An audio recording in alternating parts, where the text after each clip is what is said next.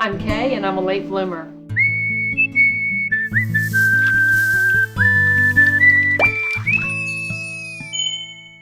I have wanted to do an episode on soil for a very long time, and I thought today, while it's raining, would be a perfect opportunity.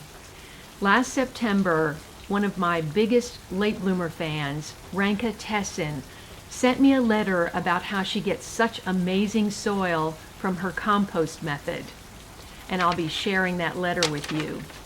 Later in the episode, we'll hear from a very special guest, Siloe Oliveira, and we'll hear about his connection to soil. It's very inspiring and you don't want to miss it. But first, let's talk about seaweed. Hi Kaye. I live in northern Germany by the Eastern Sea. My speciality in my compost is seaweed and seagrass, which I collect nearby on the shore in fall and winter. Seaweed breaks down quickly and releases a lot of sea minerals and nutrients. Some years ago, I regularly bought seaweed fertilizer for a lot of money until I suddenly realized, hey, there is a cheaper way just 4 miles away. Seagrass doesn't break down as easily, and that's great because it makes the compost fluffy and airy for several years. And when it finally breaks down after some years, it too releases sea nutrients into the soil. I water the collected seaweed for 1 or 2 minutes before putting it in the compost bin, so the salty water and sand is washed out. I add it to my compost bins layer after layer with kitchen scraps and brown materials like fall leaves or sawdust. The soil in my garden is yellow heavy clay, always waterlogged because it rains so much, even in summer. After applying seaweed compost for some years, my soil in my raised beds, 15 centimeters above the ground, is loose black gold.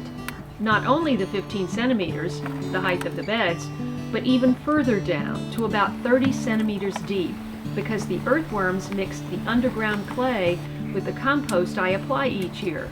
And my garden beds are never waterlogged like the surrounding area after heavy rains. Each fall I apply a layer of fresh compost to my garden beds. Fresh but finished seaweed compost.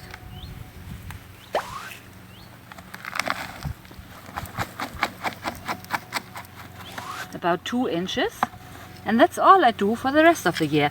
No more fertilizing for the rest of the year. And look at this black compost soil full of sea minerals and nutrients. All the way down, black gold. Healthy living soil is simply amazing. And then she says, on a personal note, I'm looking forward to your next videos, dear Kaye. Now we are in the beginning of a long, dark, and cold winter. I am looking forward to reviewing all your videos from the very beginning until now. I did so last winter and will do so this winter again. Looking at you and your prosperous green garden and the sun shining in Southern California, our cold, wet, and windy winters here in northern Germany are more endurable. And I'm really looking forward to my winter watching Kaye's videos enjoyment. Wow. She wrote last night, I love my dirt, It's so great to bury your hands in it and feel its power. As you said in one of your episodes, it's sexy soil. I wrote her that she remembers what I said better than I do. If you saw my first season of Late Bloomer, you know that I spent a lot of time digging up rocks and breaking up hard clay soil and amending it. I broke up the top 8 inches of my parkway with this old pick into hard clods. You can see the indentation of the pick in this piece. Then I put it all through this 1/2-inch screen, dumped the rocks. I added layers of alfalfa, mulch, and sand. It took weeks to do about 130 square feet. You know, I've done different things for my soil over the years. I've added a lot of purchased amendments, and I've also planted buckwheat and legumes and used them as green manure.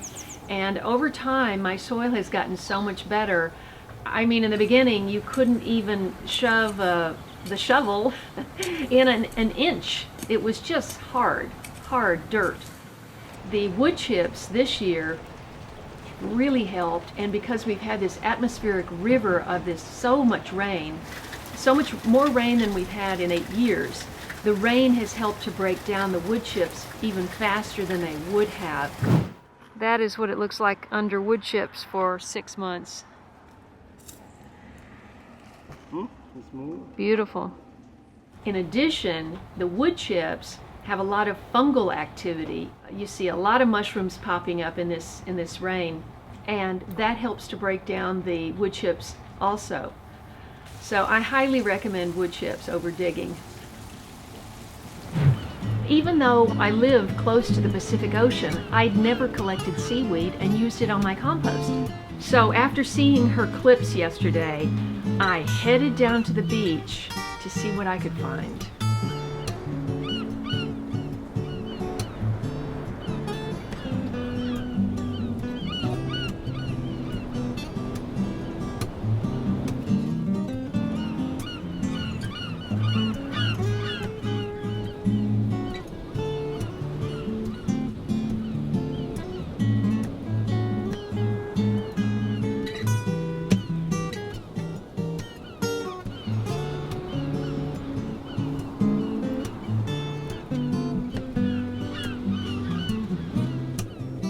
It's very disheartening to see all the plastic debris that had washed up on the beach.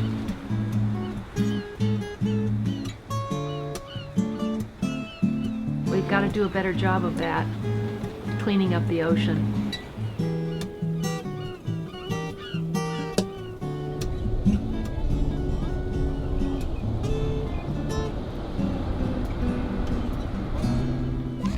And now I'm going to add seaweed to my compost, and my soil should be even better.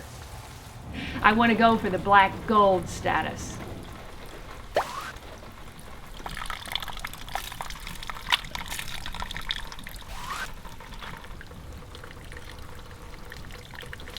Siloe Oliveira's channel, Suburban Homestead, is one of my favorites. From his deeply thought out subjects to his creative filmmaking, this young man is a beyond talented gardener and YouTube content creator. I asked Siloe for a contribution to my soil episode in his own style. Here is Siloe Oliveira. Hey Kaye, it has been great to see your love for gardening grow as you've reimagined your front yard to become your pantry. I'm sure that what you used to see as nothing more than dirt, you now have grown to respect soil. I wanted to take the opportunity to speak a bit more about my own connection to the earth that sustains my feet and christens our planet, Earth. I grew up in the city of São Paulo, and for some odd reason, I've always been fascinated with plants. It wasn't until moving to the suburbs of Washington, D.C. that I was able to dig deeper into gardening. And this is the fascinating thing about the suburb. Despite its flaws, it has space and soil. My wish since has been to get others excited about it too. Soil is living. The sooner we understand this, the better gardeners we become and the closer we get to respecting our collective abode.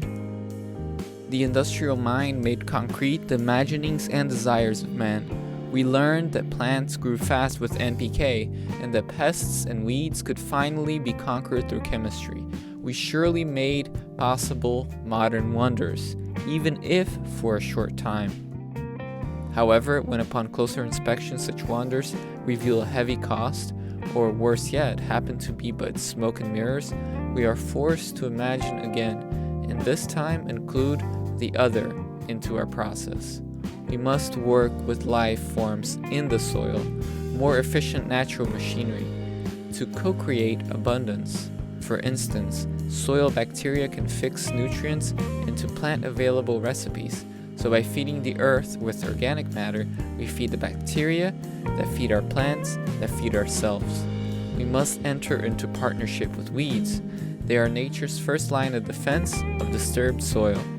They are a living scab that helps the soil heal, and more importantly, as they grow and die repeatedly, they enrich the soil with minerals that they tap from deep inside the earth. I will forever be a student of nature, understanding the gifts it has to offer and wisdom that we many times overlook. While, as you say, you may have started late, I know you are now a gardener for life, and I'm more than thrilled to be in this journey with you around this carousel, mostly of water, that we insist on calling Earth, because while we step on it every day, it is our biggest inheritance.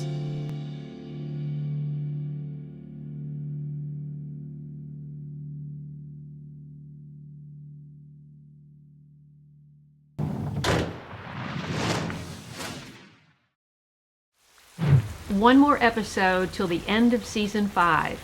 I hope you'll be back, and I hope you will share this channel with friends and help it grow. I'm Kaye. I'm a late bloomer. I'm kind of a master gardener now, but I'm still learning. Thanks for watching, and I'll see you next time.